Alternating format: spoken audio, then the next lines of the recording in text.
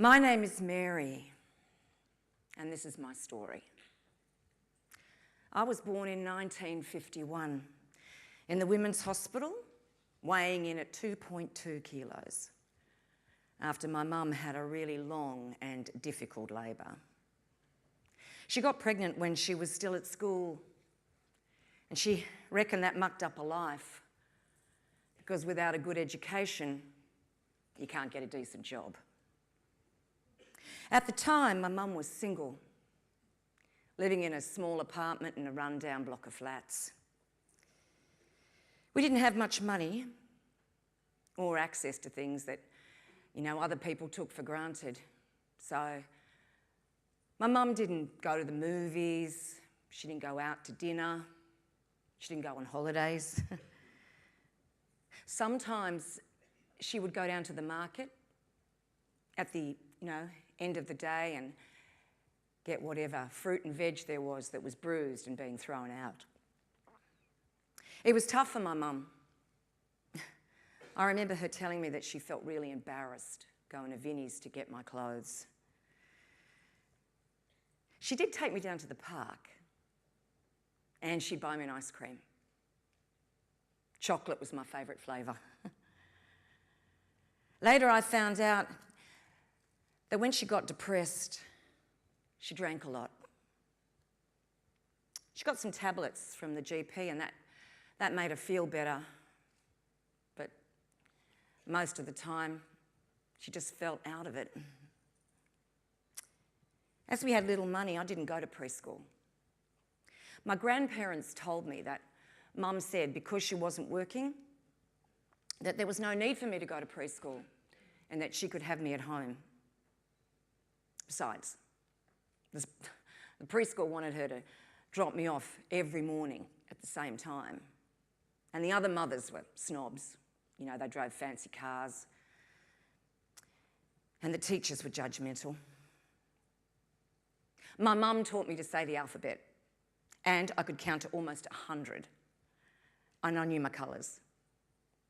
When I started school, the other kids could write letters, and some of them could even write their names and read a bit. I repeated my first year of school because, the teachers said that I was emotionally immature. And sometimes they had trouble understanding me. I also found it really hard to sit still and concentrate in class. They said that I should be checked by a paediatrician. Well, the paediatrician sent me off for all these tests. My vision, my hearing got tested. These were all normal. And then I had to wait for a while before I got to see a speech pathologist who said that my language was delayed for my age. And then the school got me to see a psychologist who also did some tests. And I saw an occupational therapist and they helped me or taught me how to hold a pencil properly. I had to wait 6 months before I could start regular speech therapy because there was a waiting list. The paediatrician also put us in touch with a social worker and the community health centre. I had some special classes at school. A couple of sessions a week I'd go up to the library and we'd do special classes in English and maths. Well, they helped a bit, but I really couldn't keep up with the class. By the time I was 10 and in grade 4, the teachers told my mum that I was 18 months behind the other children academically. In grade 5, I had Mrs. Jenkins. I really liked her and she helped me a lot. But she left halfway through the year and then we got relief teachers and I didn't get on with them. When I was 12, my mum got a new boyfriend, Dave. After about a year, Dave started to drink a lot and he used to shout at Mum. I didn't hit me, but he used to yell at me a lot and it was scary.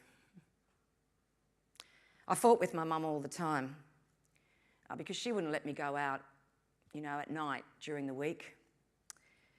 So I went to live with my grandparents in the end but they lived a fair way away, so I had to change schools. But the new school was just as bad. I didn't know anyone, and I was way behind in my schoolwork, especially in maths and English. In the end, I didn't care about school. I got into trouble for swearing and talking back to the teachers, and some days I wouldn't even go to school. I'd hang out with friends instead.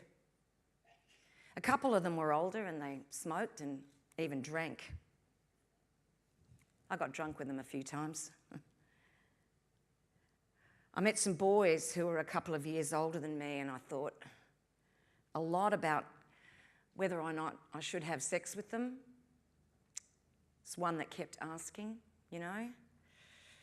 I thought, well, it might be nice to have a baby. Sometimes things got so bad, I just wanted to escape all the stress and the shouting.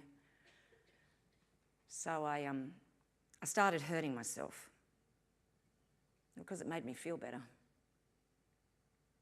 But I never wanted to die.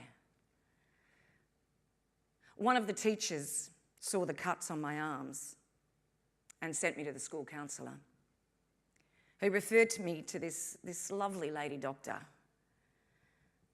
She talked with me about, you know, what was going on at school and at home with my friends and what I liked to eat, what kind of sport I liked. And I talked to her about the drugs and the alcohol and the boys. I mean, without feeling embarrassed. She didn't judge me when we talked about my cutting. And she got me help from the school counsellor, and I also saw a psychologist. I talked about what had been going on at home and at school, and she really helped me with my feelings and with my learning. She also said that she wondered if it would be a good idea for me, both, you know, mentally and physically, if I got involved with a youth group where there were other kids. You know, I could hang out with them. I told her I'd think about it.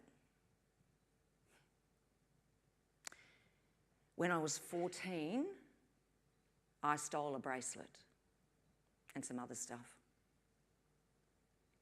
Anyway, I was taken to Redfern Police Station. And a nice lady officer there told me that if I went to a boxing program 3 days a week, that there would be no further action. So I agreed. I went to speak to the boss at Redfern, and he told me that I would really enjoy it. Oh, the first morning I got picked up by some mentors at 5:30 a.m. We went to the gym, and there were all sorts of people there, even police, who were actually quite nice. The young police and the old commander seemed to really care about me, and they said how good I was at the boxing, and I felt really proud. One morning at boxing, the police brought in some prisoners from Long Bay, and they were really nice. Too nice to be in jail. They were honest, and they said that they deserved to be in jail because they did some really bad things and hurt people. They told me to stay in school, to not drink or do the drugs, because then I would end up in jail, which sounded like a pretty horrible place. After boxing, we'd have breakfast, but then they'd make me go back to school. Oh, look, I was doing okay for a while, and I started feeling better and happier. I had made some new friends, and you know, they gave me really, really cool t-shirts and boxing gloves. I did the boxing for about 6 months, and it made me feel quite strong. I was at home with my grandmother one Saturday night, and some of my old friends came around. Well, they were teasing me, you know, for being good at school and exercising with the police. Anyway, we went down to the park, and they were drinking and smoking. Look, I didn't really want to join in, but I gave in. And I drank 5 cans of bourbon just to shut them up. My old friends were really impressed with me. And it made me feel good. The next morning, I missed boxing. I was so embarrassed for not going and, letting everybody down. So I just stopped going altogether. I really missed feeling important and being good at boxing and school.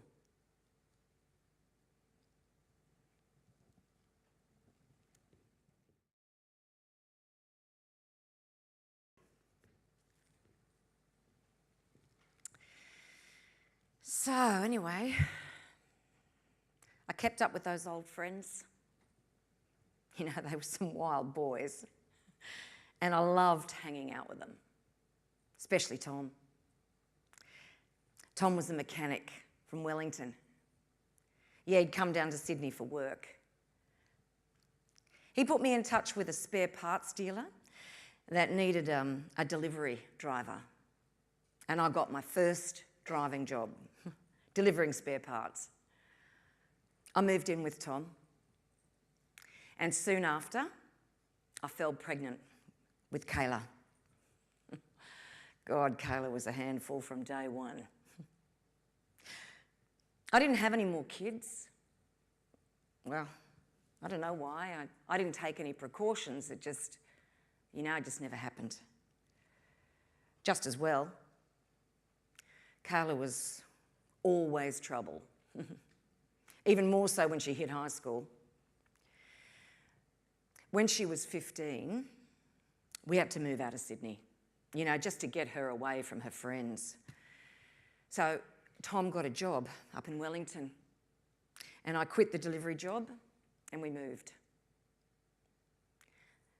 I didn't work for a few years, and I put on a bit of weight.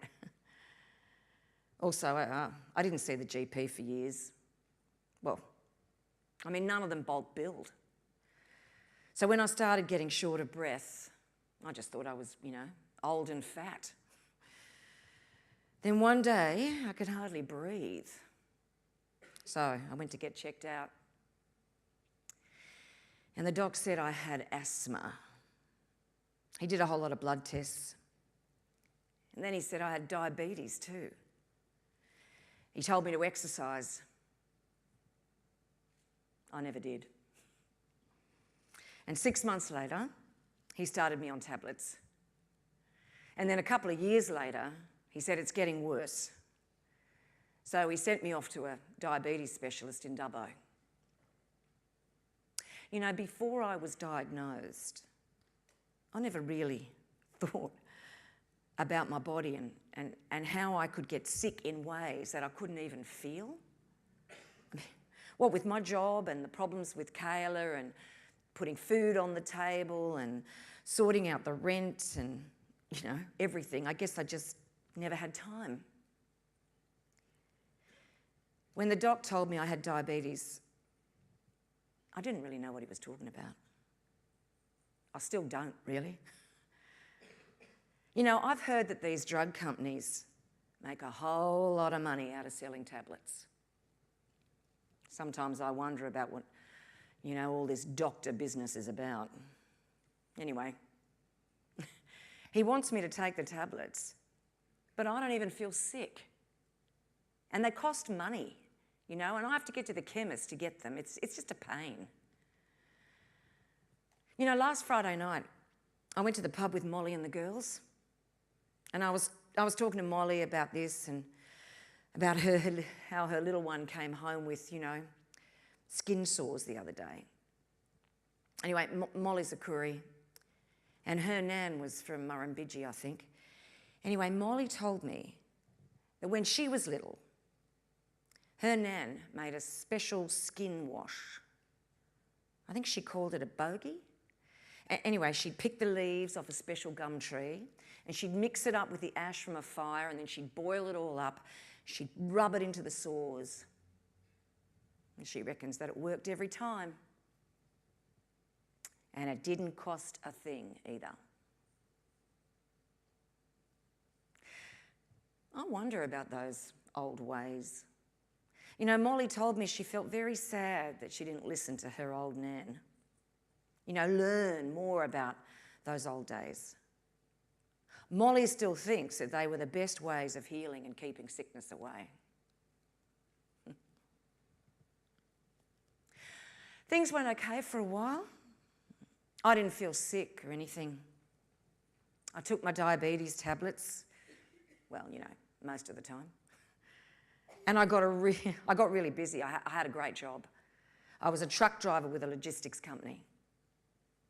It was hard, you know, looking after myself and being healthy. Anyway, the doctors tried a few things, but in the end I had to graduate to insulin. I hate it. Injecting myself and doing the finger pricks. You know, during this time, a family friend died. He just dropped dead at the pub, out of the blue. Anyways, you wouldn't believe the mob that showed up for his funeral. From everywhere. People I hadn't seen for ages. Anyway, I probably drank more than I should have, and we finished up quite late. And the next morning, I was on an early shift at work, and they had the random drug and alcohol testers in. We're not allowed to have any alcohol in our system. I thought I would be okay, but I was 0.03. I failed. I was stood down immediately, but on pay. My boss was a really good guy, so he was pretty disappointed. But he also said that he'd noticed that I just hadn't been myself lately. He said I needed to go and see the company doctor about my alcohol test and results, and to see if it was, you know, if I was going to be fit to continue. He encouraged me to, well, basically open up with the doctor so that hopefully all together they could do the best thing and get me back to work safely. Anyway, I broke down and I told him how I'd been put on insulin. God, I was so embarrassed about everything. And I was shit scared. I mean, all I could think of was, you know, what if I lose my job? I let my family down, I let my boss down. I just can't afford to lose my job. You know, sometimes it amazes me where I am today. Jesus, you know, I almost didn't have a mum. How she got through the 60s and all of that time without putting me up for adoption, I'll never know. She said she just kept her head down. Anyway, you know, she's good now. She's in a nice nursing home in Paddington. I found out about my dad too. It turns out he was a Kiwi from a local school, and after Mum got pregnant, they pretty much ran him out, him and his family, out of town. He ended up in Hamilton. He died of a heart attack in his 50s.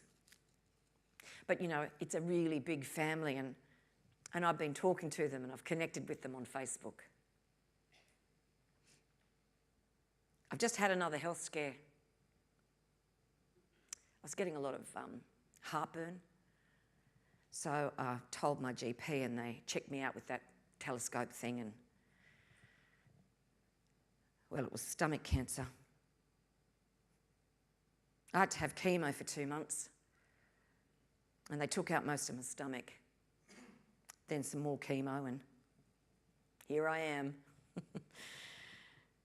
Could you tell this is a wig? I've lost a lot of weight, but Sam, my dietitian, has helped plan my meals, and oddly enough, I'm really enjoying cooking. The diabetes is better. They say I've got half a chance of being cured.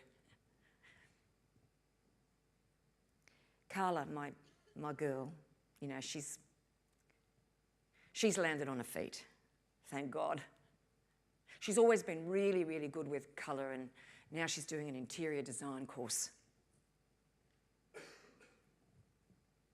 couldn't have done the treatment without her.